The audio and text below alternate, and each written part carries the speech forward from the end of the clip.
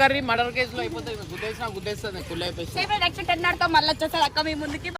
Scooty కథనం. సుప్రియ విజయ ప్రయాణ. మధ్య తరగతి కుటుంబంలో సుప్రియ, ఇమ్రాన్ అనే ఇద్దరు ప్రేమికులు. ఇద్దరి మధ్య ప్రేమ సాఫీగా సాగిపోతున్న ఒక చిన్న సమస్య వారి మధ్య అప్పుడప్పుడు మాటల యుద్ధానికి దారి తీసేది. ఆ సమస్యే ఇమ్రాన్ తన భార్య సుప్రియను బండి మీద బయటికి తీసుకెళ్లకపోవడం. ఇమ్రాన్ ఎంతగా సుప్రియను ప్రేమించినా అతడికి బండి మీద డ్రైవ్ చేయడం అంటే భయం.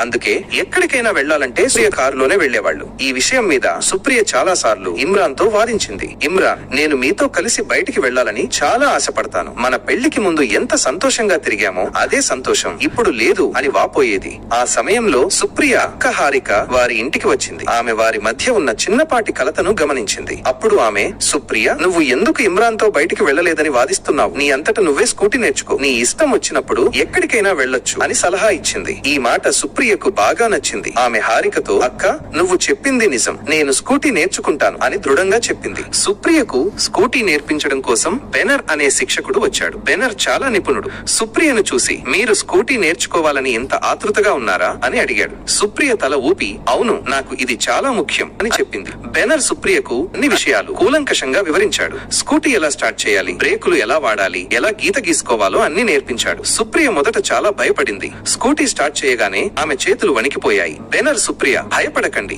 ఇది చాలా సులభం, మీరు నన్ను నమ్మండి అని ధైర్యం చెప్పాడు. సుప్రియ నిదానంగా స్కూటీ మీద కూర్చుని బ్రేకులు వేయడం, గీత గీసుకోవడం నేర్చుకుంది. ఆమె కొన్ని రోజుల్లోనే చాలా మంచి రైడర్ గా మారింది. బెనర్ ఆమెకు సలహాలు ఇస్తూ, మీరు ఏమాత్రం భయపడకండి, నేను మీకు ఎప్పుడు తోడుగా ఉంటాను అని చెప్పాడు. సుప్రియ చాలా బాగా నేర్చుకుంది. బెనర్ చాలా ఆనందపడి, మీరు స్కూటీలో చాలా పర్ఫెక్ట్ గా నేర్చుకున్నారు, నేను మీ మొదటి రైడ్ ని చూడాలని చాలా ఆశపడతాను అని అన్నాడు. సుప్రియ స్కూటీ మీద మొదటి రైడ్ కి సిద్ధమైంది. స్కూటీ కథనం. సుప్రియ విజయ ప్రయాణ. మధ్య తరగతి కుటుంబంలో సుప్రియ, ఇమ్రాన్ అనే ఇద్దరు ప్రేమికులు. ఇద్దరి మధ్య ప్రేమ సాఫీగా సాగిపోతున్న ఒక చిన్న సమస్య వారి మధ్య అప్పుడప్పుడు మాటల యుద్ధానికి దారి తీసేది. ఆ సమస్యే ఇమ్రాన్ తన భార్య సుప్రియను బండి మీద బయటికి తీసుకెళ్లకపోవడం. ఇమ్రాన్ ఎంతగా సుప్రియను ప్రేమించినా అతడికి బండి మీద డ్రైవ్ చేయడం అంటే భయం.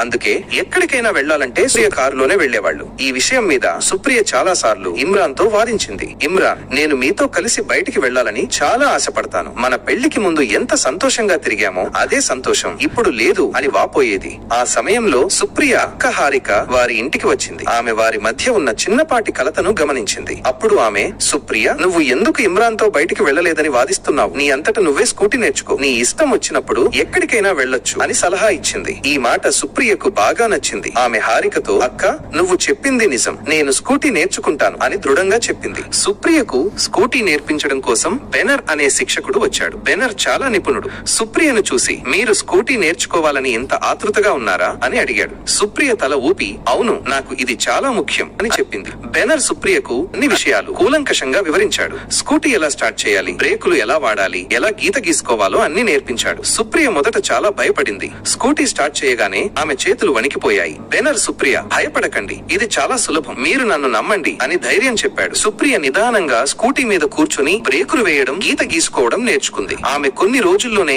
చాలా మంచి రైడర్ గా మారింది. బెనర్ ఆమెకు సలహాలు ఇస్తూ, మీరు ఏమాత్రం భయపడకండి, నేను మీకు ఎప్పుడు తోడుగా ఉంటాను అని చెప్పాడు. సుప్రియ చాలా బాగా నేర్చుకుంది. బెనర్ చాలా ఆనందపడి, మీరు స్కూటీలో చాలా పర్ఫెక్ట్ గా నేర్చుకున్నారు, నేను మీ మొదటి రైడ్ ని చూడాలని చాలా ఆశపడతాను అని అన్నాడు. సుప్రియ స్కూటీ మీద మొదటి రైడ్ కి సిద్ధమైంది.